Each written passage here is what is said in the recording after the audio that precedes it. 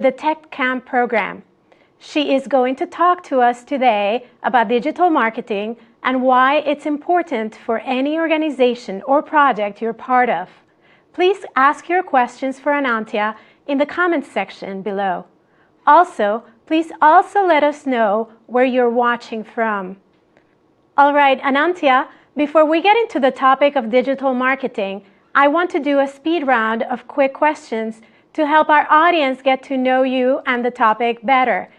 What kind of work do you do for Girls in Tech Indonesia? It's basically a community base. So what we've done is that we have this program. Usually it's run about like 3-month program. It's like an empowerment program. So we have combinations of classes, mentoring, and also like the previous one, we have what we call a B Digital Pro program. So this program is aiming to get more women or more female to join in the digital industry after they graduate from university. So what we've done is that we've made a huge program. It's a 3-month base class that ranging from coding classes, digital marketing classes, and how to write and things like that. And also we have an office visit and internship program. So it's kind of like a mixture between a lot of stuff that we've done here. So it's kind of interesting for me. Thank you. And you're here today to talk to us about digital marketing. How do you define digital marketing? So digital marketing is basically, it's like the way you communicate the things that you want your audience to know, but through a digital medium. So I work within digital marketing. So I, since 2007, so I actually, aside from Girls in Tech Indonesia, I actually run my own company. It's actually a digital marketing agency. So this is actually what we've done for a lot of our clients. So basically how to communicate a message from the client side, whether it's activities or products and things like that, to the right target audience through via digital media. So that was basically it. And what inspired you to get into this field? So actually my major is not digital background. So I majored in journalistic at the first time. So I graduated from a journalistic school. And when I first worked, I worked as a content provider in the websites. So that was the first love that I have with digital words, because at that very moment, I noticed that digital really broadened my skill. So I can learn anything that I want, and I can meet a lot of people. And so basically that was the first time that I decided that I want to work within the digital fields. And what is your favorite thing about the work that you do?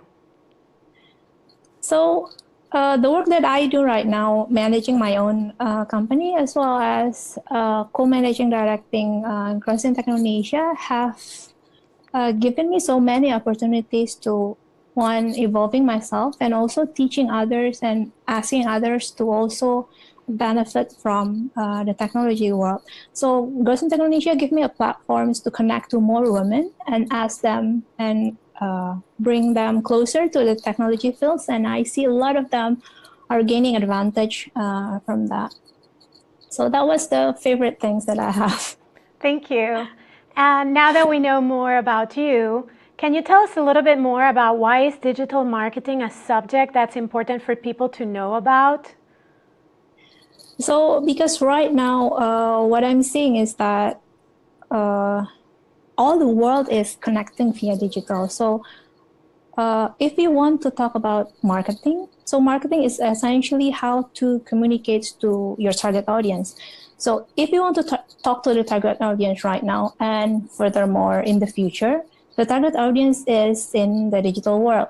So that was why learning about digital marketing from right now is quite important for you guys. Thank you. We have a lot more questions to ask you, but let's flip things around and ask our audience a question. Which digital marketing campaign inspired you and why? What is an organization or company that has done a great digital marketing campaign that got your attention?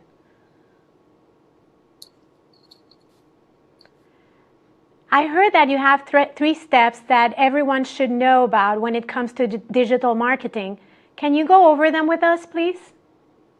Okay, so if you guys want to start digital marketing, usually there's three easy steps. So the first one is actually to know your objectives. So knowing your company objective or your activity objectives is really important, because by knowing that, you can then think about what medium that you want to use, and then you can also think about what activity that you want to make. And most important of all is that afterwards, you can also think about what is the key performance indicator that you wanted.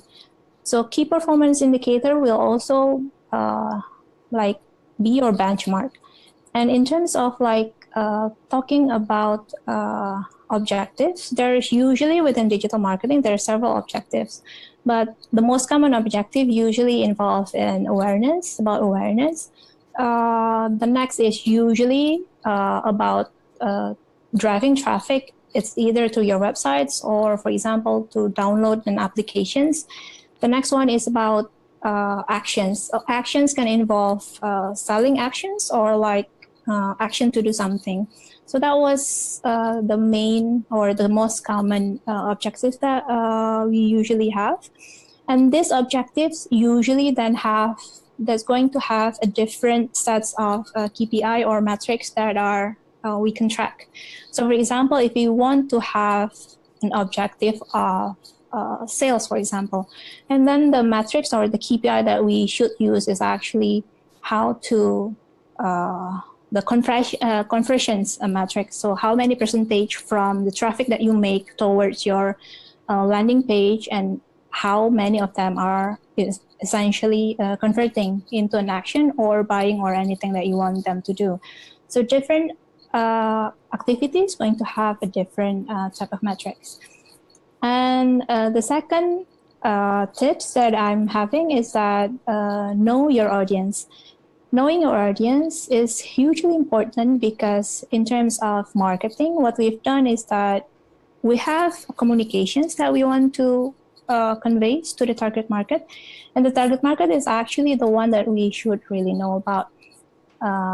We have to know where they are, what medium that they use, how they communicate with each other, and then how the brand should portrays themselves in order to be well received by the target audience, because different target audience usually have different type of preferences. Like for example, if we're talking about target audience, what you should guys do is that not only know about the demographic, not only know about female, male, age, place that they stays, but try to dig more deeper in terms of know what they like, know what they dislike, know how their lifestyle, and get to know every little bit detail about them, because that will help you a lot. For example, teens usually uses different type of medium than a first jobber, for example. So teens like Instagram, they like YouTube. First jobber, for example, perhaps prefer other medium, and the way they speak, the way the lifestyle is different as well. And the last steps for digital marketing is actually you have to find your own activities or product uniqueness. In the marketing fields, we usually call this as a USP, unique selling propositions. So these unique selling propositions can actually help you to develop a campaign program for your marketing. So this actually can give you advantage, because when we talk about marketing, a lot of brands, a lot of activities out there that are competing with each other. So how do we break out of the competitions? That was the initial ideas of why we should know our USP. For example, if we have fundraising, so how can we make sure that our fundraising is kind of different from other fundraising out there?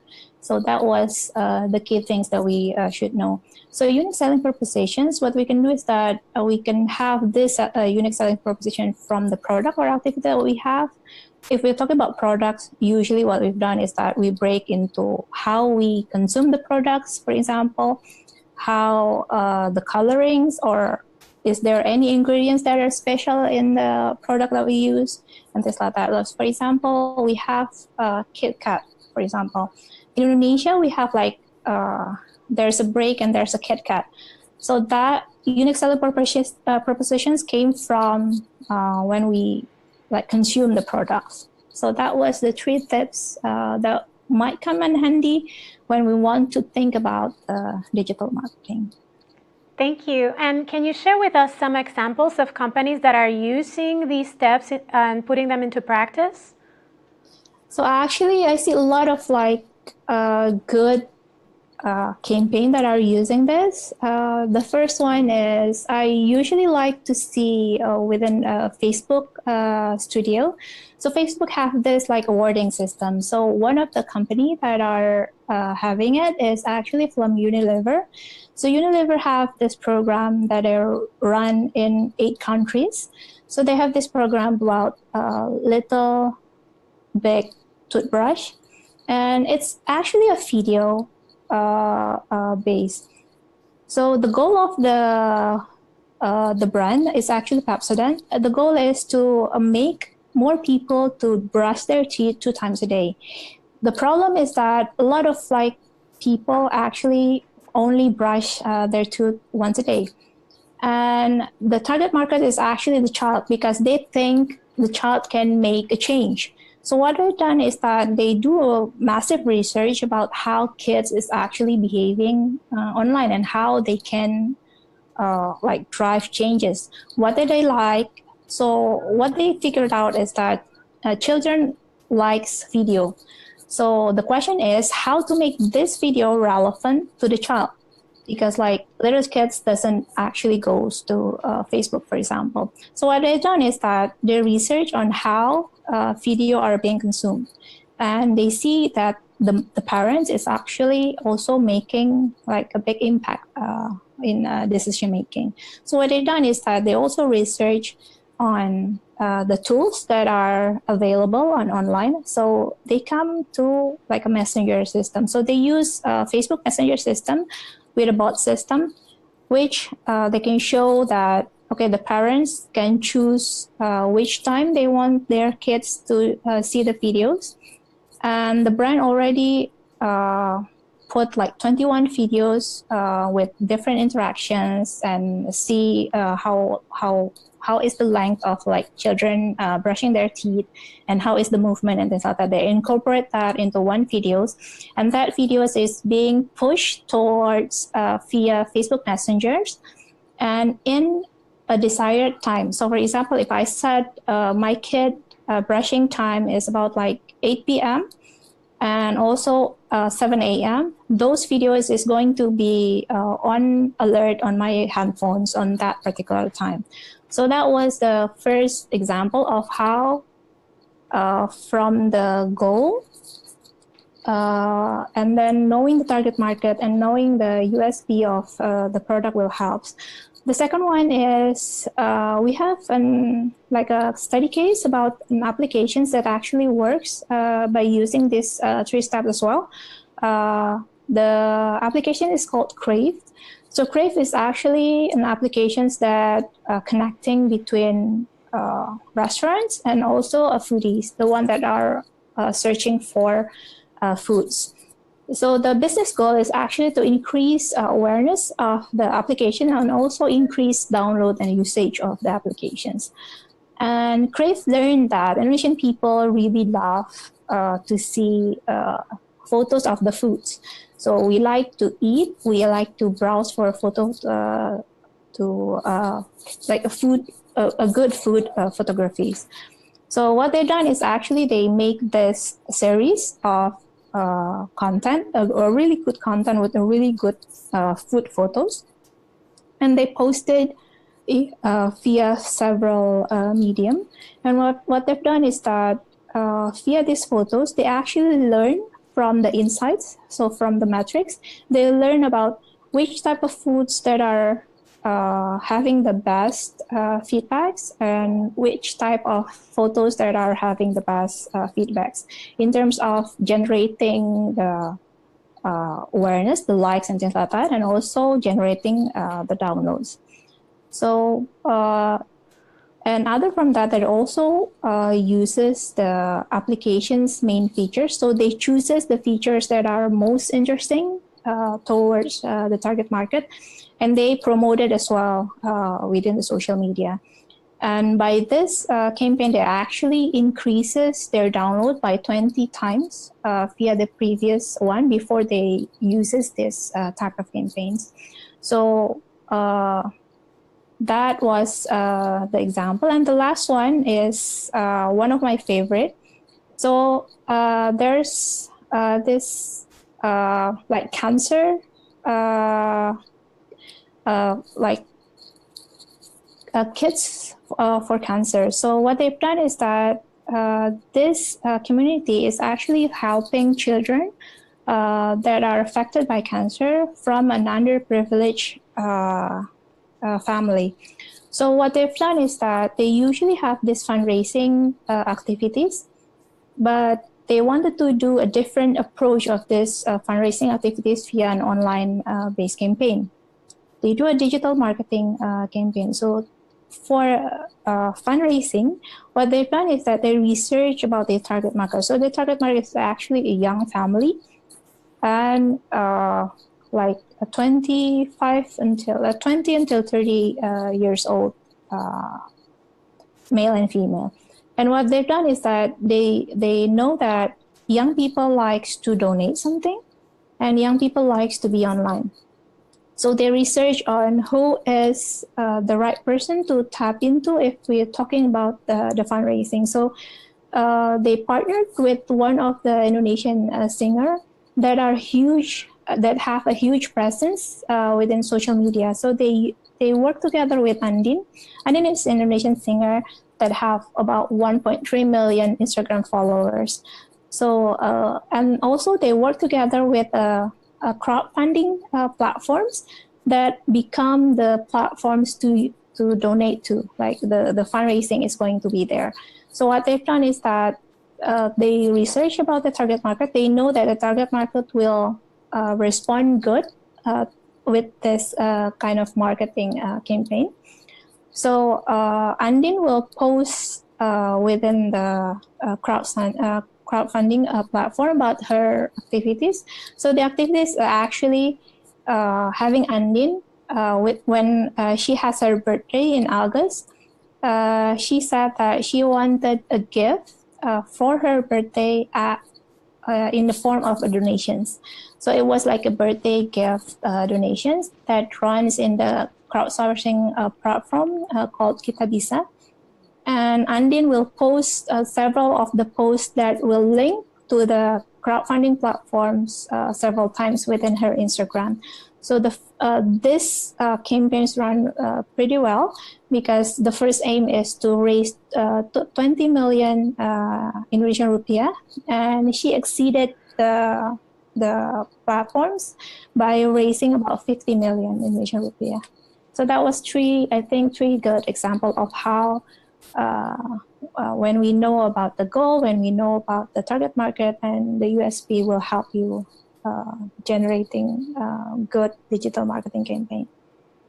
Anantya, can you tell us more about the importance of understanding the digital landscape? Okay, so understanding digital landscape will help us a lot, because knowing which medium and which is the right time for us to like grow the business or grow the marketing campaign will be a good time for us. So for example, within the Southeast Asian region, right now, almost like 50% of the total population is actually on internet. So this is actually a good time for us to start thinking about like learning about how to do a digital marketing or how to publish something within digital. Because if you can see the graph, about like 53% of the total population is actually on internet, and 47% of them is actually active within social media. That means like around 90% of them are active within social media. So knowing this, it will help us to locate, okay, if I want to do a marketing, and then social media will be high on the list. So that was one of the things. other from that is that we can see that in terms of like internet penetrations, perhaps different countries have a different like percentage. Like for example, like Singapore, Malaysia, Brunei have a higher penetrations. What it means is that if the penetration is like above 75%, and then what you have to do is that you have to really think digital as your like core marketing campaign. But if you're lower than 50%, what you can do is that you can actually learn and then equip yourself with like the knowledge and the know-how. And then afterwards, if the interpopulations is nearing 75% or like within 60%, and then your like medium for marketing should be on primarily on digital media. Like for example, within Indonesia, we only have like 50%, but 50% from the total population, we still see about 120 million, 150 million target market. So that was a very huge market still. And the other one that are interested is about like social media penetrations. So like I said before, like 90% of them that are on social media, on internet is actually on social media. That means knowing which social media that are huge in your country is important, because then you can tap into the larger pool of the market. And when we see about those two data, interesting part is that Southeast Asia have a higher benchmark than the global benchmark. So both in internet penetration as well as social media penetrations, the percentage is higher in Southeast Asia. And the next one that are also interesting is that about mobile penetrations. So mobile penetrations in Southeast Asia is high as well. But I also talk about the social media platforms. Southeast Asians like social media platforms.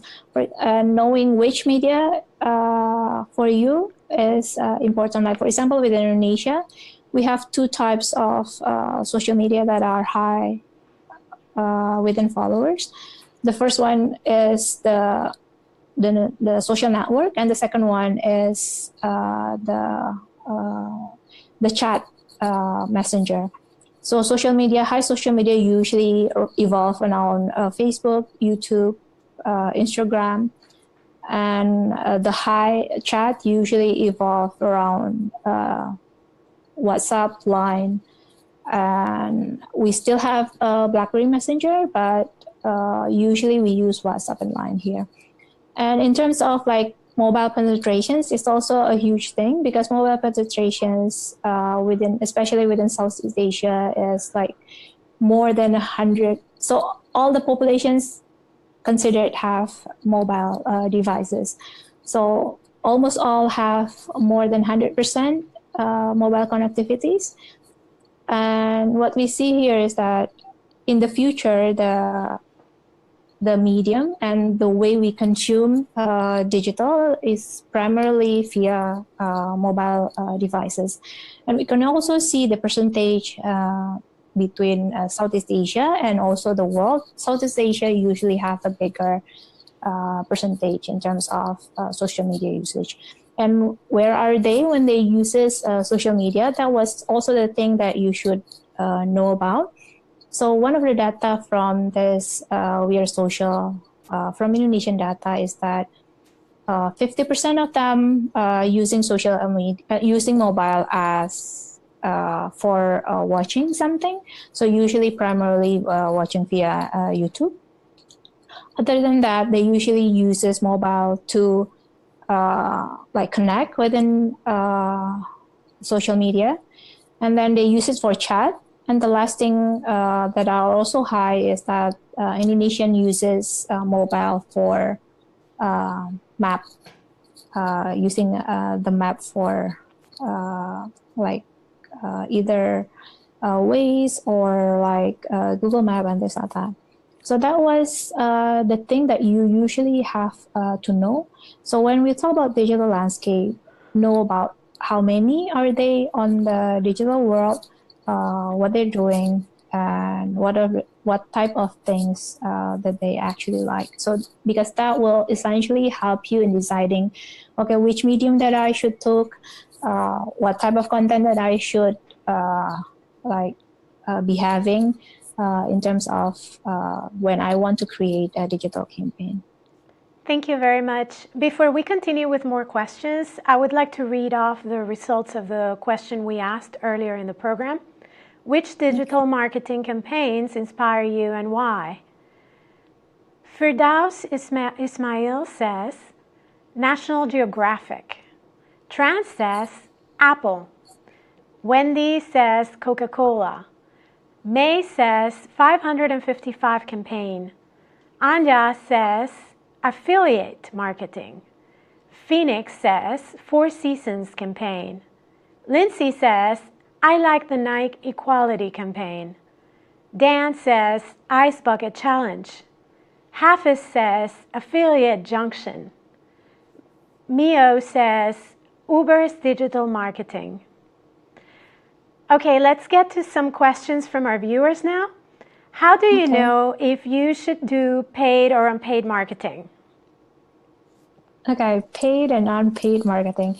So usually what I do when I want to have a campaign, I usually break down the media using like paid media, owned media, and earned media.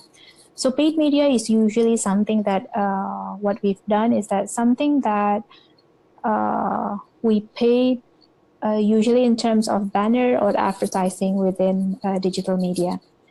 Owned media is actually the media that we manage. So for example, if a brand or a community have a Facebook page or Instagram or Twitter or its own websites, it's categorized as an owned media. And the last one is we have earned media. Earned media is actually something that other people are talking about your product or your activities. So for example, if some influencers are talking about your products and posted in her or his own social media platform, that was an earned media. So when should we use the paid media one? So usually what we've done is that if we have an owned media, for example, if I have Facebook page and it have like about 100,000 followers, for example, I can only tap into that specific pool. But if my business objective is actually for awareness, and for the second one is, for example, I want to get more leads. So if I have that as a business objective, I should have a bigger pool. So if I want to tap into I want to tap into 500,000 more. The only way we can do that is if we have a paid media as well. So a paid marketing is actually going to help us to reach a broader target market. And usually what we've done is that we have what we call like a boost. So paid media usually used to boost the marketing content that we have. And afterwards, if we make sure that the content is good, usually it have a long tail, what we call a long tail. So if we make a good campaign material, so knowing your target market usually going to help us to make a good content. A good content material, when we have a paid media for that, usually help to create more reach, and also more reach and also leads into more earned media. So usually that type of like combinations is what we've done. So we create our own media, our Facebook website and things like that. We create the content, the good content, and then we use paid media to broaden the reach. And because the reach is broadened and the content is good, usually other people will post it in their own social media or share it to their friends and things like that. And then we can create the earned media part. So I think that was Thank you very much. We have a lot of questions from our viewers today, so I'm going to ask you to keep your answers very short because we want to get through as many of them as possible. Another question we've received is, how is digital marketing for mobile different than for desktop? Usually it's not that different. The difference usually came with the size, only the size, because that was the thing that we should see, whether the message is clear, the image is clear, and things like that. So usually it's not that much difference. The second part is actually to know the habit of when people using mobile or versus when they're using desktop, because usually the time spent on mobile is quite short than on the desktop. That was the two things that you guys probably should see about. Thanks. One of our participants from Rangoon wants to know how she can get attention for her business in a crowded marketplace.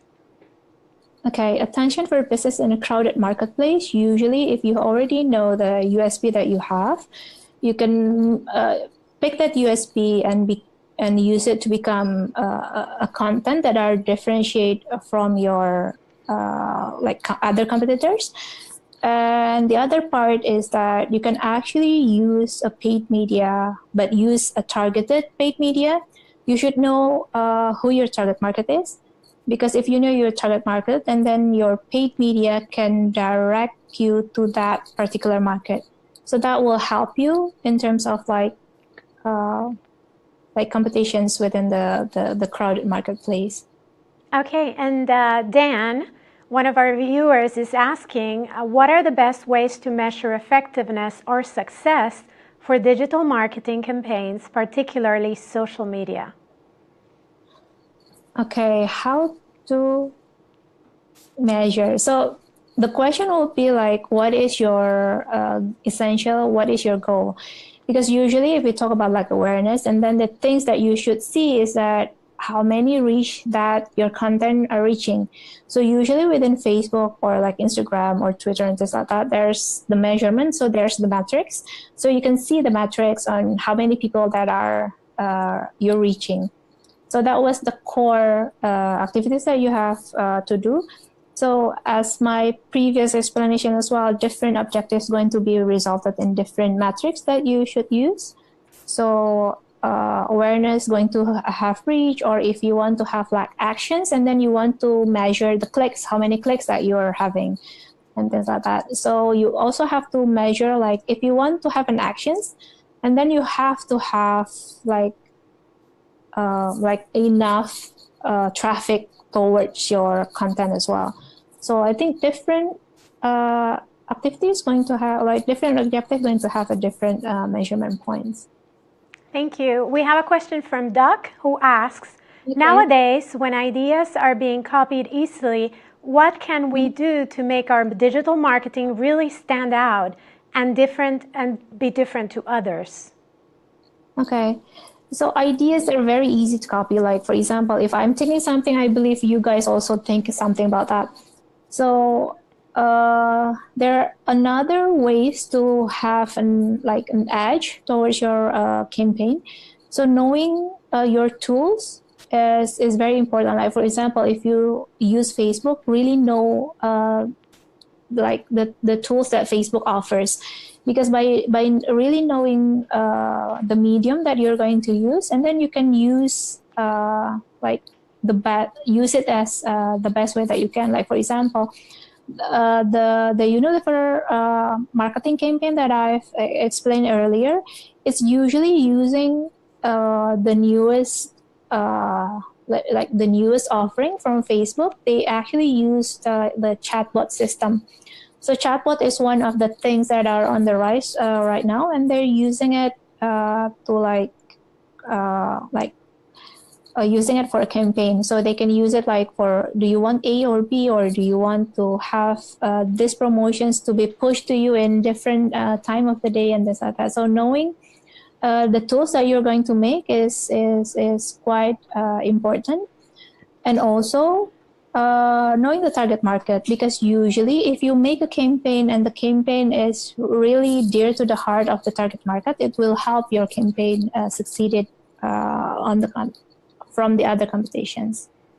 And Firdaus is asking, how do you use key performance indicators to monitor and evaluate your campaign? Okay, so key performance indicators, you should make that on the very first time you do a planning on the marketing campaign. So after you know your objectives, you should think about what key performance indicator that you want. So if you talk about key performance indicator, and then you have to make a benchmark.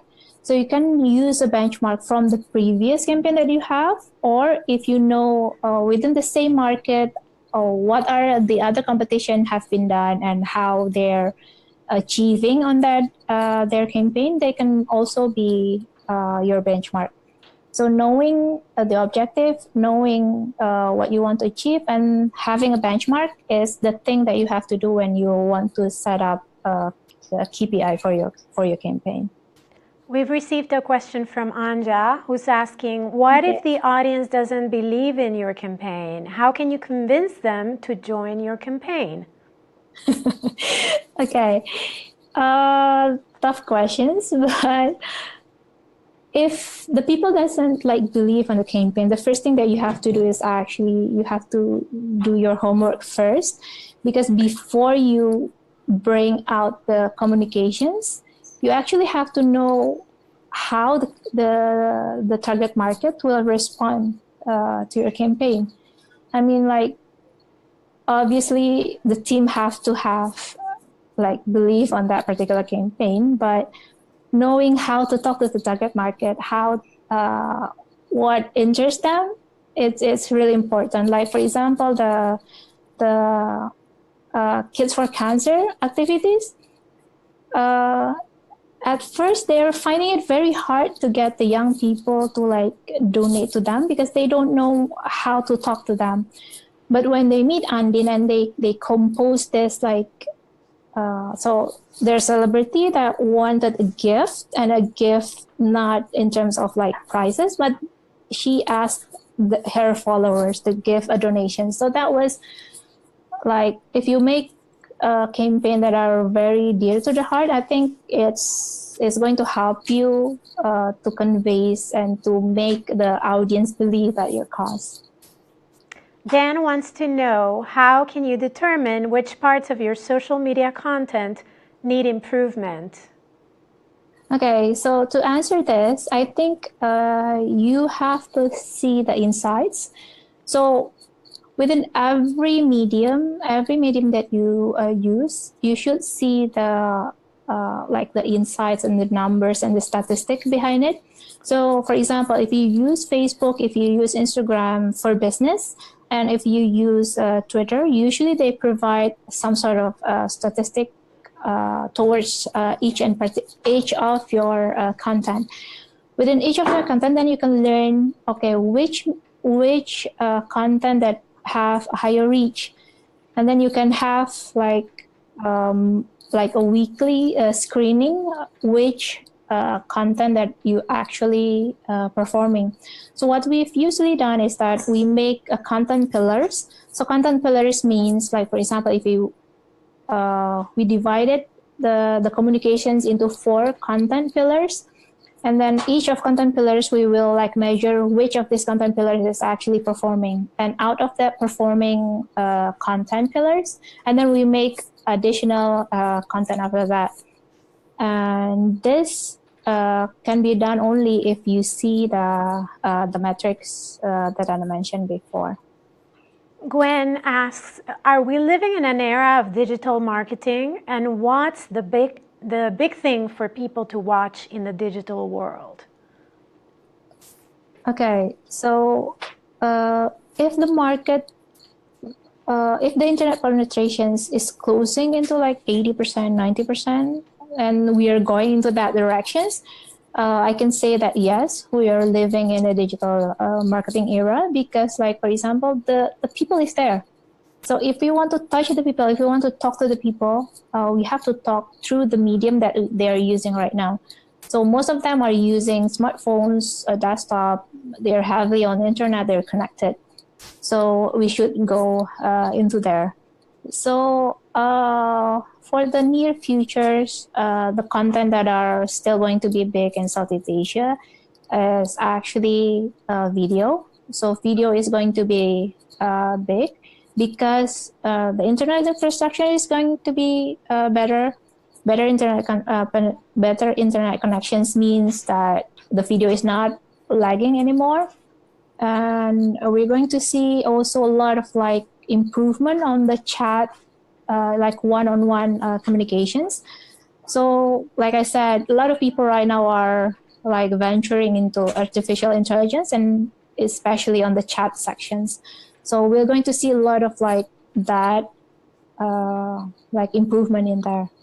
Thank you. Before we wrap up, I want to do another speed round of questions to pick Anantya's brain one last time about digital marketing. We have a few questions, so please keep your answers short. What are some resources you would recommend to people who want to learn more about digital marketing? Okay, the first one is actually go through the medium. So for example, Facebook, Instagram, and Twitter have their own like business cases. So you can learn a lot from there. So there's Facebook for business, Instagram for business, Twitter for business, things like that.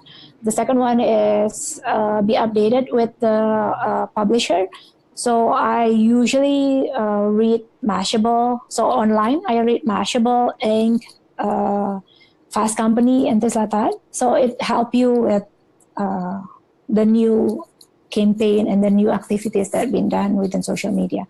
So I usually use that. And if you have the time, listening to an online book will help as well, because like it will help you when you don't have much time. You can listen to the book. And who are your mentors in this field? I think I meet a lot of people. I tend to like, so in terms of mentor, what you need to do is that talk to as much people as possible. You don't need to like aim for one, but talk to as much as people as you want. So that was what I've done. And what's your best advice for how to become a leader in your field? Okay, if you want to be a leader in your field, what I've done is that being a leader means you have to learn a lot. So I've always learned, and I always like amp up my knowledge, because by always learning, you can always like know the latest thing. You know how to cope with things. You know how to bring out an idea and things like that. And also, digital will help you a lot with that, because like all of the information are now being digitized, and it's pretty easy for you to like learn right now. Thank you very much. Unfortunately, that's all the time we have today to talk about digital marketing. Please come back next Tuesday, September 26th at the same time for our next Tech Tuesday Facebook Live. We will be talking about online advocacy and campaigns with Arif Aziz, Country Director of Change.org, Indonesia.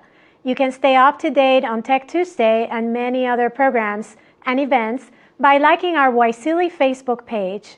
You can also connect by visiting the YSEALI website, yseali.state.gov, where you can sign up for our email newsletter. Also, be sure to follow us on Twitter. Our handle is YSEALI. I want to thank Anantya Van Bronckhorst of the Girls in Tech Indonesia for joining us today from Jakarta. I learned a lot about digital marketing, and I hope you did too. And I want to give a big thank you to you, our audience, for participating. This year, we're celebrating the 40th anniversary of US-ASEAN relations and the 50th anniversary of ASEAN. We really appreciate everyone, and especially the YSEALI community, for joining us in that celebration. Good night, and see you all next week. Thank you.